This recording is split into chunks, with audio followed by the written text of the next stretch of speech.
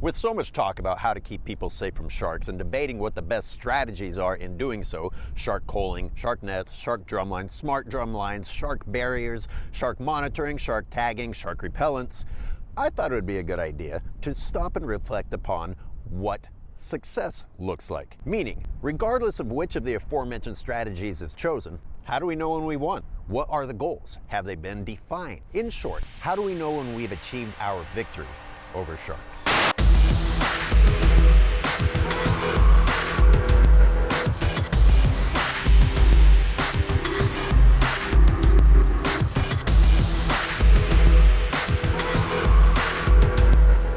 Several months ago, I posted a question online asking people to declare what they consider to be an intolerable number of shark-related human fatalities. I wanted people's opinions about when exactly they felt it was justified to go out and start killing sharks in the name of human safety. What I was looking for was an exact number, instead of saying reduce the numbers or keep people safe. What exactly does that mean? Give me a number. Is one death too many? 30? 100? 5? 0? I got all kinds of philosophical answers, but very few people were willing to actually state a number. I mean, it's a difficult question. It forces you to really look at the issue. On one hand, there's only one politically correct answer: no one should die. And then you have the other wildlife advocate extreme saying there is no number, it's their home, you go in the ocean, it's your fault, it's your risk. But who I didn't ever get an actual number from were the pro-cullers, the people who shout and scream and yell, kill the sharks, humans over sharks. Why wouldn't they give me a number? In my opinion, I think that stating the number out loud causes them to realize just how stupid this war on sharks really is. Try it yourself. Say it. How many? 1? Is one person globally per year too many? Is the only acceptable answer 0? Now, before we go much further talking about numbers, we'd better establish what the current statistics are. Let's look at 2017. Do you know how many people were bitten by sharks in 2017? Do you know how many shark-related human fatalities there were in 2017? You may think you know, but do you? Because people often say to me, hey, if sharks don't want us, why are all these people being killed? Why are all these people being eaten? And I say, who? Who are you talking about? And they say, you know, you hear about it all the time. All these people got killed. Who? Give it a guess. The answer is 5. In 2017, there were 5 human fatalities that were related to shark-inflicted injuries. 5. Fatalities aren't the only statistic here. There are people who get bitten and live. There were 88 confirmed unprovoked shark bites across the entire globe, and that is slightly higher than the average. It's worth noting that the vast majority of these bites are silly tourist incidents with smaller species that you most likely aren't familiar with. It's not Jaws out there biting people 88 times. Now, there are a group of people out there who believe that there is some sort of shark bite cover-up conspiracy going on. I'm not sure how that would be accomplished. I have a separate video about that, but we're not going to get into it in this one. It's too long. But let's just go ahead and say that these guys are right and that somehow some human deaths are being hidden from us. Let's just go ahead and double it then. 10 people died in 2017. I just doubled the number and we're still at 10. 10. That's nothing. Nothing. Let's double the bites. We're at 176. 176 may sound like a lot until you compare it to anything. The media gets us in such a frenzy that we go around repeating things that everyone's dying without having any facts. A surfer drowned right here at Ocean Beach 2 days ago. Did you hear about that? No, but you did hear about the guy who was bitten by a shark on the other side of the globe from where you live 2 months ago that just got recycled in the paper with a new headline. You did hear about the person who died from the shark bite at Cocos Island. Do you know where Cocos Island is? Can you even point to the correct side of the map? Bonus time! Did you know that despite these numbers already being low, the vast majority of these incidents were completely avoidable, and in many cases came as a direct result of people not heeding warnings that were issued? Yeah, true story. I documented that too.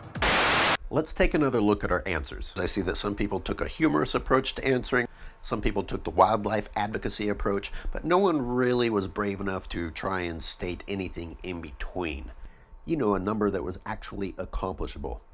An attempt to define a clear line of intolerance. For example, in Western Australia in 2017, there were 153 road fatalities. A politician might step in and say, hey, my goal is to cut that number in half. But without stating any clearly defined goals when it comes to shark mitigation, we end up perpetually pursuing something without ever knowing if we have achieved what we set out to do. And that's really bad news for the ocean because it also means perpetually killing marine life. And as Queensland and New South Wales have demonstrated, even killing insane amounts of animals doesn't guarantee that you won't be bitten. In fact, the rate of shark bites has remained the same, culling or no culling. And I'm going to prove it, so stick around. So what does victory over sharks look like? 0 fatalities? 0 bites? I mean, we're already at impossibly low figures. 0? What else on this planet do we hold to that standard? To that expectation? Who told you that going into the ocean should be a risk-free activity, a risk-free event? Nothing is risk-free. Nothing. So why would going into an ecosystem suddenly be? Who planted that in your mind? Do you remember when you first started thinking that? Do you remember when you first considered the ocean a vacation spot and not the wild, which it is? I know we've all thought it. We're raised that way.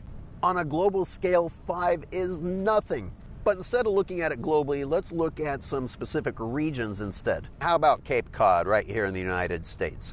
1 person has died in 80 years, and we're ready to scream coal. Nothing has a record that good. And yet we're ready to go kill the seals and ready to kill the sharks. By the way, a shark that is an iconic species, a protected species. And may I remind you that the reason they were protected is because we hunted them nearly to extinction and we had to protect them. And now they've come back and we're saying, oh God, get rid of them. And you hear the journalists and the politicians say, this is just the beginning. No, this is not a sign of things to come. Sharks didn't just wake up and realize that now they can eat people. No. That sort of event in history doesn't happen to coincide when you read a sensationalist news article. 1 year you have 0 bites, the next year you have 1 bite, the next year you go back to 0 bites, and the next year you have 2, and then the next 2 years, after that bad year, you have 0 again. How do you use the data 0, 1, 0, 2, 0, and come up with any sort of game plan that is actually feasible to accomplishing any sort of proposed goal? Now let's say despite those low numbers, you go out and implement all of these anti-shark measures. How do you know the next year when you have the number 0, which you've been getting in the pattern anyway, that these shark nets or the drum lines are responsible for it being 0? If the next year the number was 1, then do you blame the shark nets and the drum lines? No, somehow they always get off the hook. Let's again look at Western Australia in this particular context. In 2006, there were 0 fatalities. In 2007, there were 0 fatalities. In 2008, there was 1 fatality. In 2009, there were 0 fatalities. Now keep in mind the size of Western Australia. It's absolutely massive. There are about 12,000 miles of coastline if you include all the little islands and peninsulas and everything.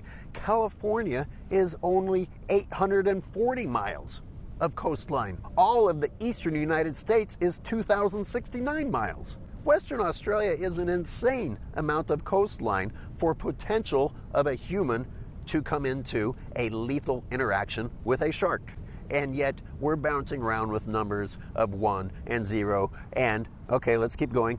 2010, 0. 2011, 3. Ooh, a bad year. Still impossibly low numbers, but compared to 0, yeah, that is actually pretty bad. 2012, 2. 2013, 1. 2014, 1. 2015, 0. 2016, 2. Okay, which of those years was the year that shark culling took place? 2014. 1 fatality. Let me say the numbers of these years again. 2006, 0, no shark culling. 2007, 0, no shark culling. 2008, 1, no shark culling. 2009, 0, no shark culling. You see what I'm getting at? 2014, 1, and they were culling. And now you know why I asked that original question.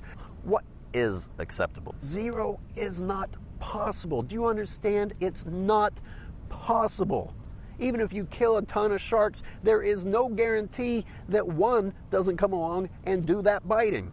We're already close to zero when we don't kill sharks. And now we're going to go and start killing and hope that that number goes from 5 to 0? The only possible way for you to be guaranteed not to be bitten by a shark is 1, for you not to go in the ocean, and 2, for us to kill all the sharks. And even if we should happen to achieve killing all the sharks, then something else might hurt you. And then we're going to turn our attention on that thing and start culling them. It's an endless cycle that is built upon this idea that we should be able to go into an ecosystem or any activity at all with zero risk.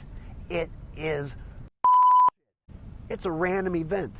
Even if you have a spate of bad luck, that's still random. You know that graph that you see that puts sharks on the bottom? Is it sinking in yet that that's real? That's not just art. Right about now you might be thinking, wait a minute, something seems fishy here. If these are the statistics, how is it that everyone says shark culling works? Everyone doesn't say that. Only the people who are behind it say that. Let's take an example from Western Australia again. Western Australia Minister of Fisheries stated that success of a cull would be measured by catching white sharks, which were the sharks that were responsible for each and every one of those fatalities that I just listed to you. Guess how many white sharks they caught? 0! But they still announced the cull as a success. And that's all the public needs to hear, is a lying politician. I don't know how we keep putting faith in these people, but we do it. They did, however, kill 170 tiger sharks that had absolutely nothing to do with anyone getting hurt there. But maybe we just feel better killing things. Let's look at some other ways that they skew the statistics. Queensland, for example. If you look at their drum lines, 83% of the locations where they have placed their drum lines are in areas that never had a fatality there in the first place. So if you go out and claim, hey, look, we put these drum lines in and there haven't been any fatalities, and leave out the fact that there never were any there in the first place, you once again are presenting it in a very deceptive manner. And in the case of a location where there had been a fatality, let's say Magnetic Island, which had one, which took place in 1923, and then the government comes in and puts in tons of drum lines, and then there's 0 after that, even if you accepted that as a reasonable scenario, you still went from 1 to 0 in history. And in places that have shark nets and are claiming that the shark nets are keeping people safe, they're also leaving out the fact that those nets aren't in year-round and still people aren't dying. That seems like pretty important information to include if you want to accurately assess whether the nets and drumlines are helping. At this point, you should be wondering why they are so determined to put culling gear in that they are willing to mislead the public with skewed data